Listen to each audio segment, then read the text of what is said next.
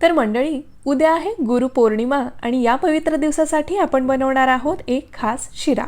शिरा रव्याचाच आहे, परंतु पद्धत अगदी अनोखी आहे, ज्यामुळे तुमचा शिरा अगदी माव्याच्या मिठाईप्रमाणे मौसूद बनतो आणि चवीला लाजवाब लागतो. तर हा खास शिरा बनवण्यासाठी आपण सगळ्यात आधी एका बाउलमध्ये रवा घेणार आहोत आणि यामध्ये दूध टाकून छान मिक्स करणार आहोत. आता या मिश्रणाला आपल्याला अर्धा तास छान भिजायला ठेवून द्यायचं आहे. आता एका कढईमध्ये थोडंसं साजूक तूप टाकून यामध्ये सुक्या मेव्याचे तुकडे घालायचे आणि छान सोनेरी रंग येईपर्यंत तळून घ्यायचे. आता याच कढईमध्ये अजून 2-3 चमचे तूप घालायचं आणि यामध्ये जेवढा रवा घेतला होता तेवढीच साखर घालायची. आता तुम्ही साखरेचं पाणी घालून कॅरमल खूप वेळा बनवलं असेल, पण आज साजूक तुपामध्ये कॅरमल बनवायचं आहे. बघा, साखर वितळली की चिमूटभर मीठ यामध्ये घालायचं आणि हलका ब्राऊन रंग येईपर्यंत साखर वितळून कॅरमल तयार करायचं. आता गॅस बंद करायचा आणि यामध्ये स्वादासाठी केशर घालायचं आणि भिजत घातलेल्या रव्याचं मिश्रण देखील घालायचं.